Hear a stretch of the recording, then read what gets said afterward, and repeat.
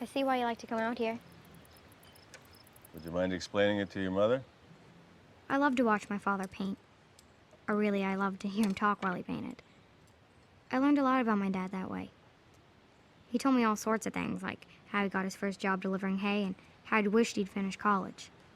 Then one day he surprised me.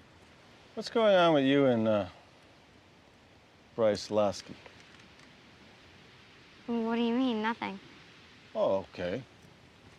My mistake. Why would you even think that? No reason.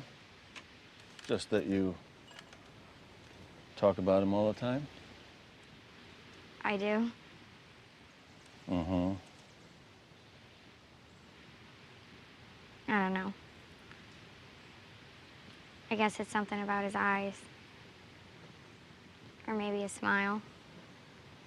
What about him? What? You have to look at the whole landscape. What does that mean? A painting is more than the sum of its parts. A cow by itself is just a cow. A meadow by itself is just grass, flowers.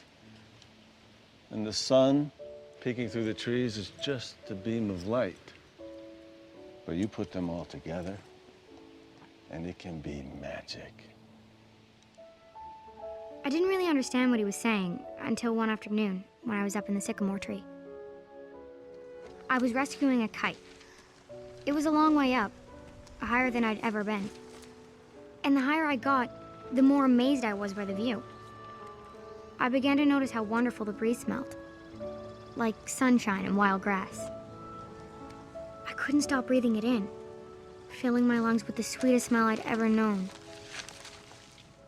Hey, you found my kite. Bryce, you should come up here. It's so beautiful. I can't. I sprained my, I have a rash. From that moment on, that became my spot. I could sit there for hours, just looking out at the world. Some days the sunsets would be purple and pink, and some days they were a blazing orange, setting fire to the clouds on the horizon. It was during one of those sunsets that my father's idea of the whole being greater than the sum of its parts moved from my head to my heart.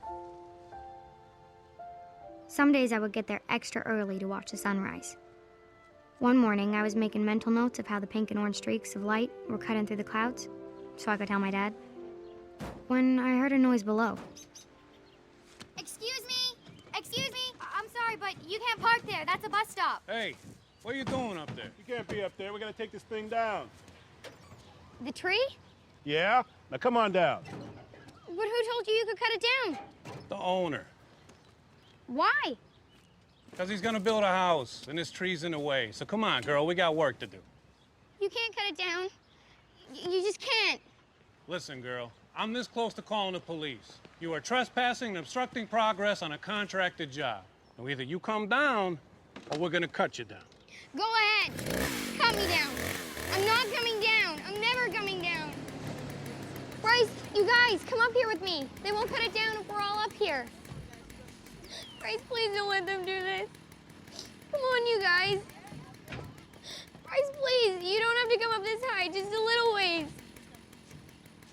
Bryce, please. What happened after that was a blur. It seemed like the whole town was there. But still, I wouldn't move. Then my father showed up. He talked a fireman into letting him come up to where I was. Sweetie, it's time to come down. Daddy, please don't let them do this. Sweetie. Daddy, look. You can see everything. You can see the whole world from here. No view is worth my daughter's safety. Now, come on. I can't. Juliana, it's time to come down now. Please, Daddy. It's time.